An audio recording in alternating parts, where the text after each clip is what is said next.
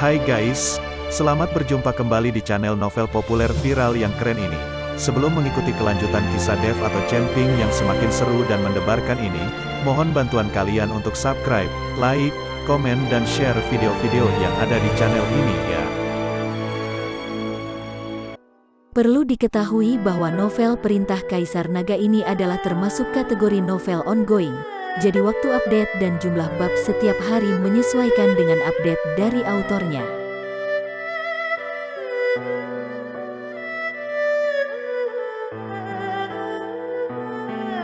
Perintah Kaisar Naga bab 3236, 3237, 3238. Setelah keluar dari rumah Ji Lianjun, Dev menemukan bahwa kedua bersaudara perempuan Ji Meiyan dan Ji Meiling masih menunggunya. Tuan Chen, tidak apa-apa sekarang. Ayo berbelanja bersama. Setelah Ji Meiling melihat Dev, dia bergegas menyambutnya dan berkata. Melihat antusiasme Ji Meiling, Dev tidak bisa menolak, jadi dia mengangguk dan berkata, "Oke." Mendengar jawaban Dev, senyuman muncul di wajah Ji Meiyan. Setelah keluar dari rumah Ji, mereka bertiga berjalan di jalan yang sibuk. Ji Meiling mulai mengatur strategi agar Dev memberinya berbagai informasi. Tuan Chen, siapa gadis yang bernama Helena yang bersamamu itu? Ji Meiling bertanya dengan berpura-pura santai. Teman, jawab Dev. Apakah kalian hanya berteman? Kulihat kalian berdua sering beristirahat bersama di kamar yang sama. Ji Meiling memandang Dev dan bertanya. Ketika Dev mendengar ini, dia hanya bisa tersenyum ringan dan tidak menjawabnya.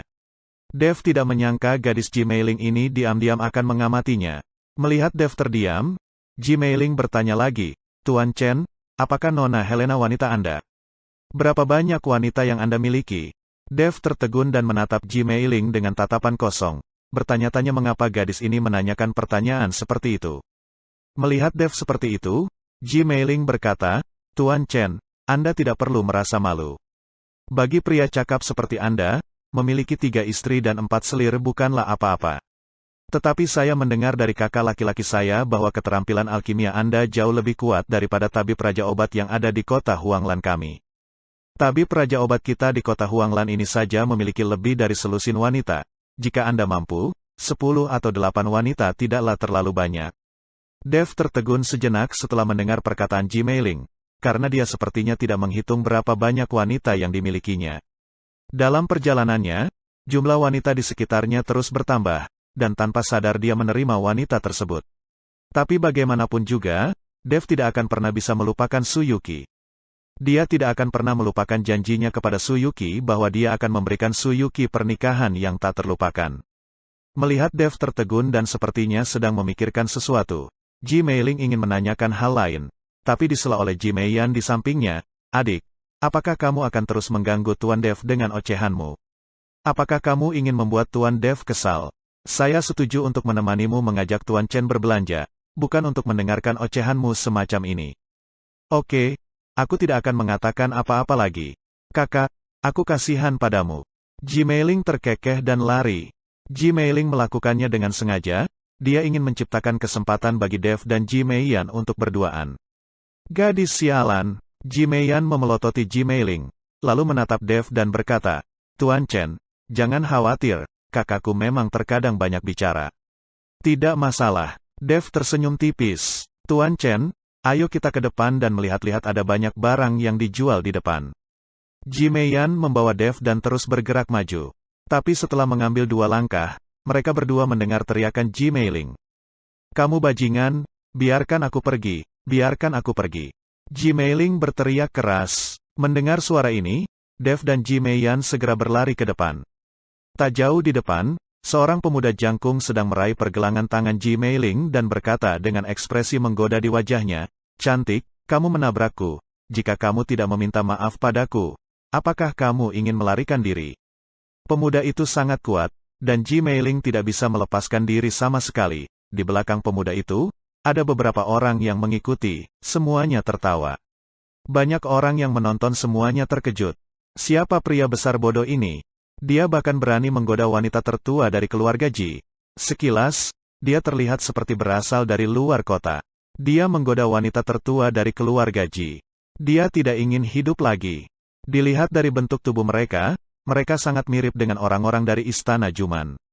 Semua orang berbicara, tetapi tidak ada yang berani melangkah maju untuk membantu. Kamu bajingan, cepat lepaskan adikku. Ji Meiyan bergegas maju dengan amarah di wajahnya. Saat dia melihat Ji Meiling ditangkap oleh pemuda itu, dia berteriak keras. Pemuda itu melihat Ji Meiyan, lalu menatap Ji Meiling, dan matanya tiba-tiba bersinar. Ternyata mereka kembar. Hebat sekali. Sepertinya begitu sampai di kota kuning dan biru ini, saya bisa menikmati penerbangan ganda, dan mereka juga saudara kembar. Menyenangkan sekali hanya dengan memikirkannya, saya akan menikmatinya sebentar. Pemuda itu berbicara dengan bebas dan mempermalukan kedua perempuan bersaudara itu, Ji Meiyan dan Ji Meiling. Wajah Ji Meiyan memerah karena malu, namun di tangan pemuda itu, Ji Meiling tidak berani bertindak gegabah.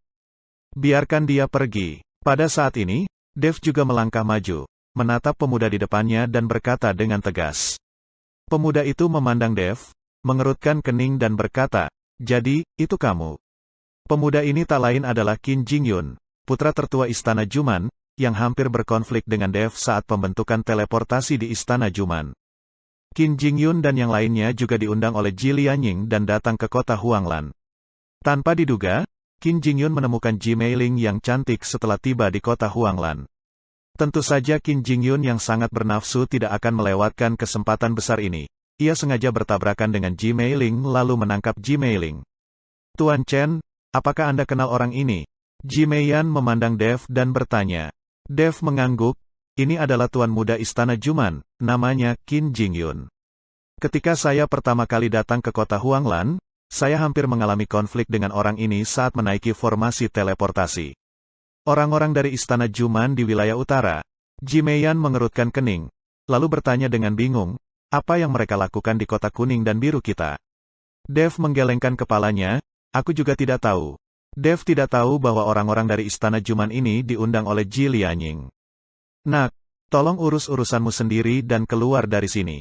Aku tidak akan merepotkanmu tentang apa yang terjadi di masa lalu. Jika kamu berani ikut campur dalam urusan orang lain, aku akan membuatmu berjalan-jalan tanpa makanan." Qin Jingyun mengancam Dev. "Aku tidak tahu kalau kamulah yang menggodamu, kan? Tahukah kamu siapa yang kamu tangkap? Itu adalah putri sulung keluarga Ji. Apa menurutmu kamu bisa keluar dari sini jika menyentuh putri sulung keluarga Ji?" Dev menyebut keluarga Ji. Bagaimanapun, keluarga Ji memiliki otoritas absolut di kota Huanglan. Ketika Qin Jingyun mendengar bahwa dia sedang menggendong putri tertua keluarga Ji, dia sedikit terkejut. Kemudian seorang murid Istana Juman datang dan berbisik, "Tuan, saya sudah bertanya, dan ini memang wanita tertua dari keluarga Ji." Ketika Qin Jingyun melihat ini, dia hanya bisa melepaskan Ji Meiling. Tapi saat dia melepaskan Ji Meiling, Qin Jingyun menamparkan pantat Ji Meiling. Pria pengecut ini, meskipun dia tahu bahwa Ji Meiling adalah putri tertua dari keluarga Ji, dia tetap harus mengambil keuntungan.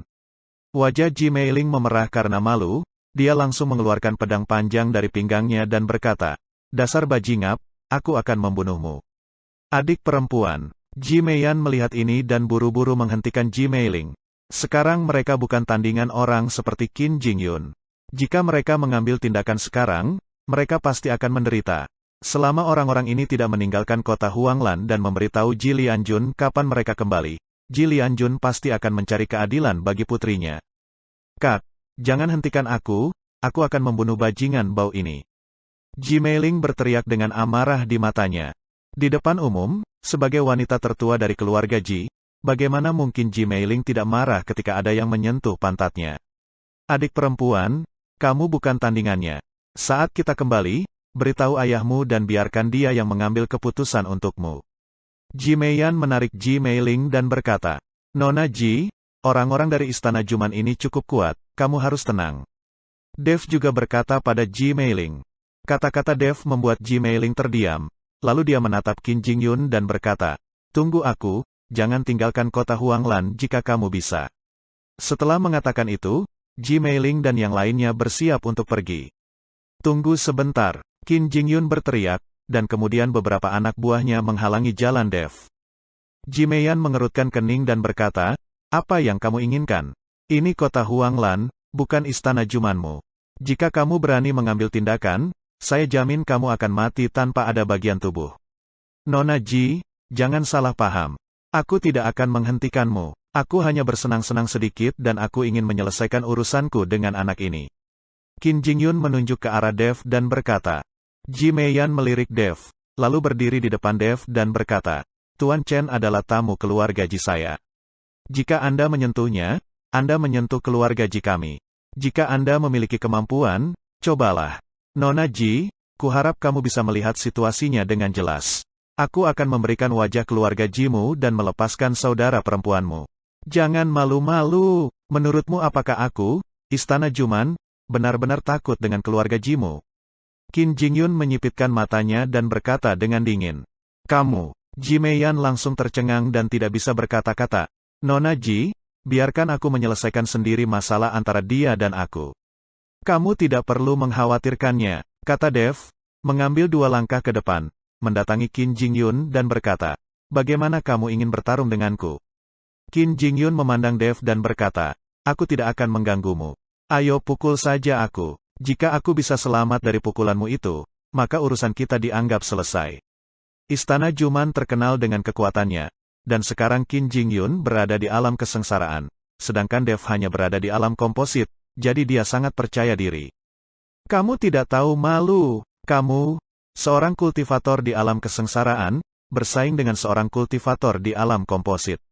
Ini sama sekali tidak adil. Ji Meiyan melihat ini dan berteriak keras. Apa yang adil dan tidak adil? Bagaimana bisa ada keadilan di alam surga dan manusia ini? Siapa suruh kekuatannya lebih rendah dari orang lain? Qin Jingyun mengangkat sudut mulutnya dan berkata. Ji Meiyan ingin mengatakan sesuatu yang lain. Tetapi disela oleh Dev, Nona Ji. Saya hanya akan memukulnya, itu bukan masalah besar. Tuan Chen, Anda hanya berada di alam komposit, dan dia berada di alam kesengsaraan. Bahkan adik perempuan saya pun bukanlah tandingannya. Saya khawatir Anda tidak akan mampu menahan pukulan. Ji Meiyan berkata dengan cemas. Tuan Chen, orang ini setidaknya berada di alam kesengsaraan tingkat kedua atau lebih tinggi. Saya bahkan tidak bisa melawannya. Saya khawatir Anda benar-benar tidak bisa. Ji Meiling juga membujuk Dev. Jangan khawatir, mungkin aku bisa. Dev tersenyum tipis, lalu menatap Qin Jingyun. Ini hanya pukulan. Tapi jika aku menyakitimu, kamu tidak bisa menanggung konsekuensinya. Hanya pukulan darimu. Wajah Qin Jingyun penuh dengan penghinaan. Bahkan jika aku hanya berdiri diam, kamu tidak akan bisa menyakitiku, beraninya kamu berbicara omong kosong di sini. Untuk menghadapi orang sepertimu, aku akan menjatuhkanmu hanya dengan 1 tangan. Aku akan membiarkanmu menyerang terlebih dahulu. Qin Jingyun melambai pada Dev. Ketika Dev melihat ini, dia membuka aura tubuhnya, dan aura di tubuhnya juga meningkat. Wus. Tubuh Dev seperti kilat, langsung menghilang dari tempat itu dan menuju Qin Jingyun. Qin Jingyun mengerutkan kening, dan rasa jijik di wajahnya menghilang. Dia tidak menyangka Dev akan secepat itu. Pada saat dia bereaksi, Dev sudah berada di depannya, tinjunya meledak dengan cahaya keemasan dan langsung menuju ke dada Qin Jingyun. Tinju Dev belum tiba, tetapi angin tinju yang tajam sudah menderu ke arahnya, membuat Qin Jingyun merasakan bahayanya. Ketika Qin Jingyun melihat ini, dia menjerit pelan, dan tubuhnya tiba-tiba membengkak. Bola kabut darah merah mulai menyebar, dengan cepat membungkus tubuh Qin Jingyun. Pada saat ini, kekuatan di tubuh Qin Jingyun terus melonjak, mencapai tingkat alam kesengsaraan tingkat keempat.